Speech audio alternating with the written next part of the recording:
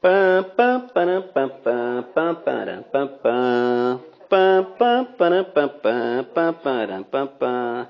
Fala, galerinha! E aí, galerinha? Amantes da biologia, né?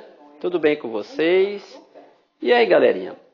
Já estão se agendando aí, se programando para poder estudar realmente, de fato?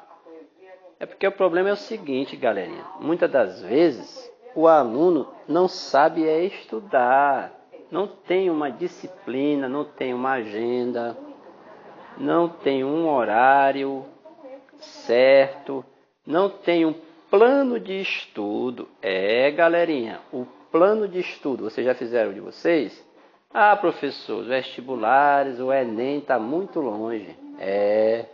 Aí que mora o problema. O problema está bem aí. Se você não tiver esse agendamento, essa organização, esse plano de estudo, aí as coisas ficam mais difíceis. Você estudar de forma desorganizada é complicado. Eu não estou falando só de biologia, não. Você tem que fazer um plano de estudo para todas as disciplinas, contemplando todas. Tem que ter seu horário para estudar uma disciplina ou outra. Quantas horas estudar por dia.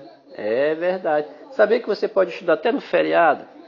Claro, galerinha. Se você estipular 1 hora ou 2 horas do seu dia, você estudou no feriado. Eu não estou dizendo para você estudar o feriado todo. Está entendendo? Mas é que você tem aquela disciplina. Dia de finados. Eu vou estudar 1 hora dia de finados. Dia de Natal. Dia de Natal, não vou estudar? Gente, quem está focado, quem tem um projeto para ser aprovado em alguma área, para medicina, por exemplo, que o projeto para você passar em medicina são 3 anos, no mínimo. Não se preocupe se não passou na primeira vez, não pontuou suficientemente para você ser inserido lá na faculdade, não tem problema. Aí vem A, vem B e C falar para você, os pais, os parentes, quem passou, quem conseguiu. Não desanime, porque o projeto, o mínimo, são 3 anos para você passar, em medicina principalmente, que é mais concorrido. E é o sonho de muitos aí, né? E aí nós estamos aqui para contribuir na medida do possível, certo? A metodologia do nosso grupo de estudos já foi falado, vou estar repetindo outras vezes. Você sabe que vai ter que pagar uma taxa de R$10 para a temporada toda e que só fica aqui quem for pagar. Quem pagar, senão vai ser removido, porque o grupo realmente é um grupo de estudos, tem disciplina. Então, procure se organizar, porque a gente vai estar contribuindo com os professores que vão ser adicionados. Eu já vou estar adicionando, há poucos dias aí já vou estar adicionando a professora de língua portuguesa, com dicas de redação, de gramática, a professora Carol, né? E os professores de biologia, Patrick Gomes e o professor que vos fala, certo? E ainda o Veloso, que é o nosso professor também de São Luís, aí, que tem também uma experiência muito grande. Que todos esses professores estavam nas edições anteriores do nosso grupo Amantes da Biologia, que é um grupo que está na mídia aí do momento. Galerinha, teve até matéria de jornal aí local, né? Nós fizemos aí, se eu não me engano, 2 matérias. Porque eles visualizaram aí na mídia, na rede, e acabaram me achando aqui, né? Aqui na minha casa, e vieram fazer algumas reportagens. É só vocês conferirem aí no meu canal YouTube, tem essas matérias, e também tem no Facebook aí, certo? Então, galerinha, vamos estudar. Outra coisa que vocês têm que ter é uma internet, um investimento em internet. Esse negócio de internet de chipzinho aí que acaba aí, né? A velocidade diminui, aí você não consegue abrir os arquivos. Vão salvando os arquivos, pendrive no seu PC. Se organize, o negócio é organizar-se e ter uma internet razoavelmente boa, certo? Então, galerinha, vamos lá, vamos dar uma estudada agora aqui nesse podcast com o professor Alain Calvé, dos Amantes da Biologia, certo? Fazer aqui alguns comentários e algumas questões aleatória aqui. Tudo bem? Então vamos lá. Olha, tem uma questão aqui que é da PUC do Rio de Janeiro. Deve ter algum aluno aí do Rio de Janeiro, tenho certeza. Que ela diz assim: a maior parte da energia usada hoje no planeta, certo? Ela é proveniente da queima de combustíveis fósseis. O Protocolo de Kyoto, que é um acordo, internacional que inclui a redução da emissão de CO2 e de outros gases, demonstra grande preocupação atual com o meio ambiente. O excesso de queima de combustíveis fósseis pode ter como consequências: letra A, maior produção de chuvas ácidas e aumento da camada de ozônio. Letra B, aumento do efeito estufa e dos níveis dos oceanos. Letra C, maior resfriamento global e aumento dos níveis dos oceanos. Letra D, destruição da camada de ozônio e diminuição do efeito estufa. E letra E, maior resfriamento global e aumento da incidência de câncer de pele. Aqui é o tipo de questão que você pode estar fazendo assim por eliminação de alguns tópicos nas alternativas que não tem nada a ver, com aquecimento global, com efeito estufa, Quando se fala em combustíveis fósseis, a gente fala de aquecimento global, efeito estufa. Então veja bem, a letra B diz assim: aumento do efeito estufa e dos níveis dos oceanos. É óbvio que é essa letra a resposta. Gente, veja bem, a queima de combustíveis fósseis, ela libera o quê? CO2, cujo excesso ele vai aumentar o efeito estufa, consequentemente a temperatura global, E pode também levar ao derretimento de quem? Das geleiras e aumento dos níveis dos oceanos, é óbvio. Então a resposta correta aqui nessa pergunta é aumento do efeito estufa e dos níveis dos oceanos. Quer dizer que esse excesso de queima de combustíveis fósseis tem essas consequências. Questões aleatórias aqui para vocês, galerinha. Sem pressa, sem pressa. Esse podcast aí vai demorar um pouquinho aí. Vou fazer ele aí em torno de uns 20 minutos, E aí quem não tiver internet boa, já era. É isso aí, vamos para Lan House, rouba o Wi-Fi do vizinho, mas vamos se organizar, vamos estudar. Estou gostando de ver que eu tenho percebido esse começo aí de grupo de estudo, que vai até o Enem, olha lá, por R$10 até o Enem, é muito barato, professor? Tem alunos aí que eu estou percebendo que estão dedicados. Não vou citar nomes aqui, mas eu sou daqueles observador, eu sou administrador, professor de grupo de estudos que fico de olho. Eu nem durmo, galerinha. Presta atenção o que vocês estão fazendo aí no grupo de estudos. Tem uma pergunta aqui da FUVEST de São Paulo que fala assim: que quantidade de energia está disponível para os consumidores primários de uma comunidade?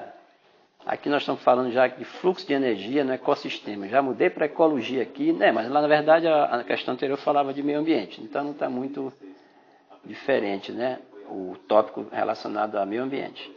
Então a pergunta diz assim: que quantidade de energia está disponível para os consumidores primários de uma comunidade? Aí você tem que ter uma noção de quê, galera? De cadeia alimentar.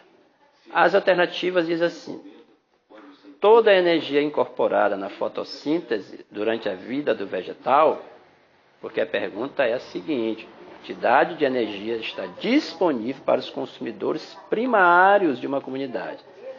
Letra A, toda a energia incorporada na fotossíntese durante a vida do vegetal.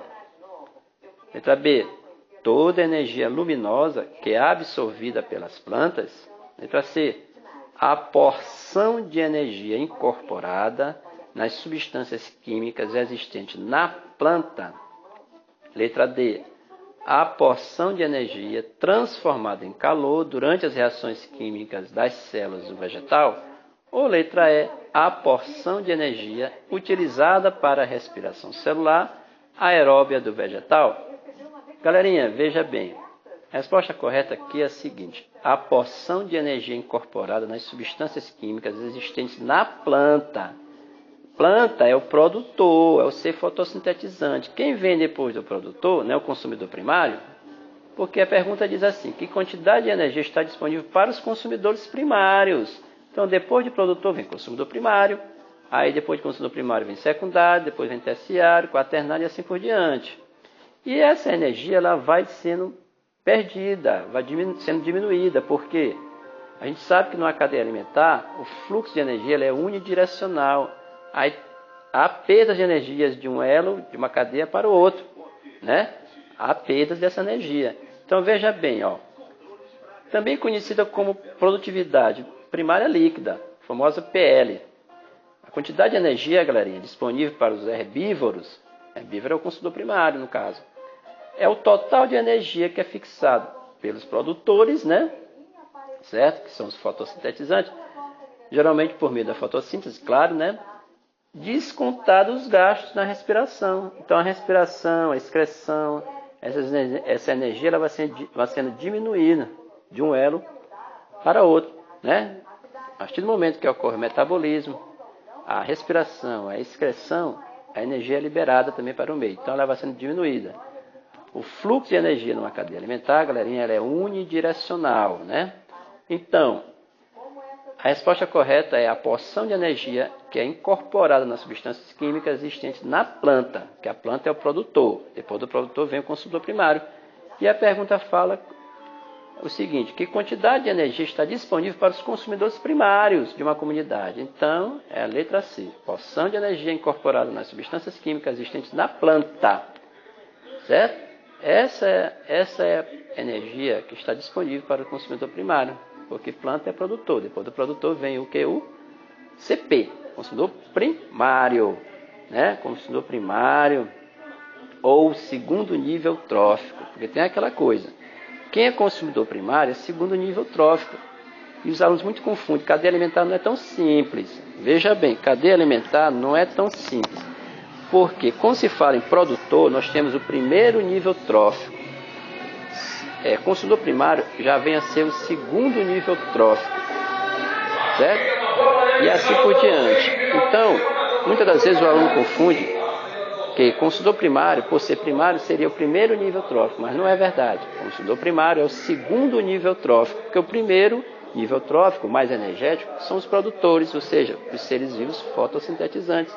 Então, quando você for estudar cadeia alimentar, tem que ter esse entendimento.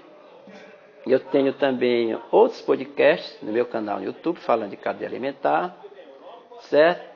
No Facebook também, no grupo de estudos, tem várias questões também que eu comento também sobre cadeia alimentar. E a gente tem que entender que não é só aquela arrumação gráfica que é cadeia alimentar, não. Tem que ter um entendimento a mais. Até a posição, a direção daquela seta, quando se trata de um conjunto de cadeias alimentares, que são as teias alimentares, você vai ter que saber que, por exemplo, você tem um elo de uma cadeia que pode ser vários níveis tróficos ao mesmo tempo. Esse elo pode ser um consumidor primário e secundário ao mesmo tempo, ou secundário e terciário ao mesmo tempo, ou ele pode ser só produtor. Então tem que saber como é que está essa seta, como é que está a direção dessa seta no seu ápice e na sua base. Às vezes a gente em sala de aula a gente demonstra isso, porque pode ter várias setas, o ápice dessas setas apontada para um só elo, certo? Um só elo da cadeia, um só ser vivo.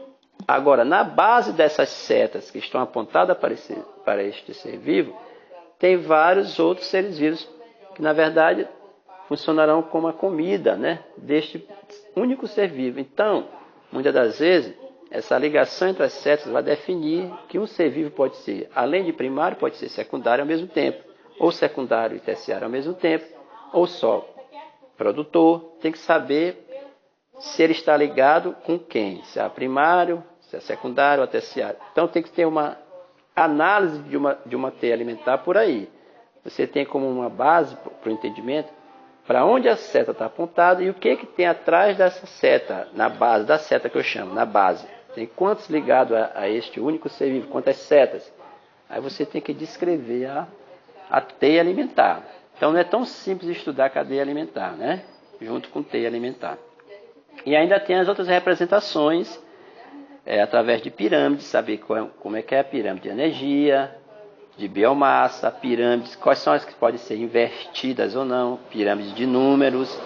Então, muitas das vezes, a dica é saber a unidade que está lá no enunciado, lá. Se for, digamos assim, calorias, você já vai ligar com pirâmide de energia. Se for em quantidade, você vai ligar em pirâmide de números. Aí vai ver se é massa, você vai estar lá em quilograma, grama. Então, isso aí é a dica. É só olhar a unidade. Então, muita calma nessa hora, galerinha. Pam, pam, pam, pam, pam, pam, pam, pam, pam. Isso aí, vamos lá. Vamos ver aqui quantos minutos nós temos já nesse podcast.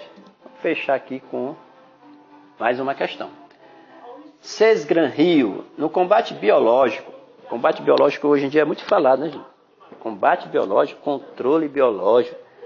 Aí tem as larvas dos mosquitos aí da dengue, né? Do Aedes aegypti, que a pronúncia correta é essa, Aedes aegypti, já falei para vocês, não é a Aedes aegypti. E os telejornais falam. Alô, alô, alô, oi?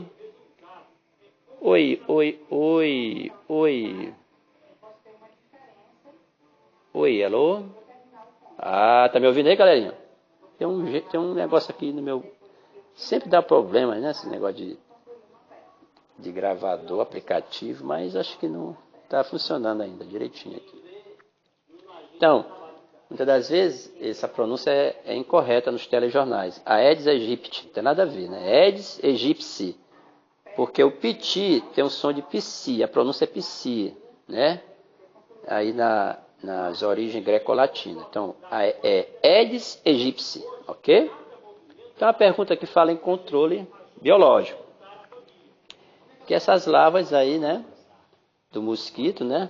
Uma das fases do ciclo do mosquito é a formação da larva. Tem ovo, larva, pupa e imago, né? Quer dizer, do ovo até virar mosquito, tem a parte de larva. E essa larva aí, esse estágio larval, esse controle biológico é entre os peixes, né? Que capturam e se alimentam dessas larvas. É uma forma de controle biológico. Com os peixes, né? Também se faz esse controle na questão da esquistossomose, né? Peixe que se alimenta também do caramujo, né? Aí quebra o ciclo da esquistossomose, porque tem a fase larval, né? A fase contaminante do caramujo, né? Que é o miracídio, né? Então os peixes vão se alimentar lá do caramujo, interrompe o ciclo. Isso é controle biológico. Tem outros, né? Mas essa questão fala aqui. No combate biológico, a hospedeiro intermediário da esquistossomose, olha lá, tem sido empregadas atualmente, técnicas de introdução na região de outras espécies de caramujos. Quer dizer que eles vão colocar outras espécies de caramujo, já estou vendo tudo. Vai ter competição aqui nesse caso. Mais ágeis, esses caramujos que vão ser introduzidos são mais ágeis e resistentes. E de outros animais também, como patos, marrecos. Olha lá, galerinha.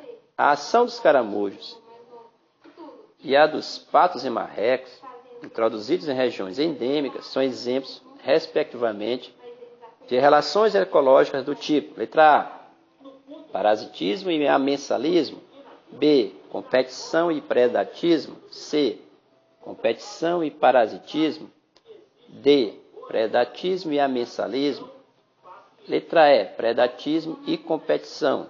É uma questão que fala de relações ecológicas ou biológicas. Assunto que cai muito em vestibulares, relações ecológicas, né? A gente tem que ter um entendimento, tem que ter uns artifícios também para se entender.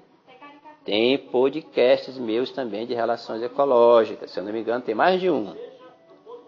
Está no meu canal, então procure direitinho. Aqui essa questão fala em competição e predatismo, gente. Veja bem.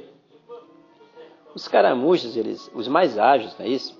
E resistentes, como eu estava falando, vence a competição com os que são hospedeiros intermediários do esquitossomo, né? Quem lembra o nome do caramujo lá? que é o hospedeiro intermediário da esquistossomose? É o Bionfalaria, né? Bionfalaria, galerinha, tem que saber os nomes científicos. Então, esses caramujos mais ágeis e resistentes, eles vencem a competição com os caramujos que são hospedeiros da esquistossomose, do esquitossomo, né? Que é o verme, né? E passam a predominar na população. E os patos e marrecos, eles são o quê? Predadores também de caramujos, né? Então, em ambas as situações, galerinha, é menor a probabilidade das larvas. Qual é a larva do caramujo? Os miracídios, né?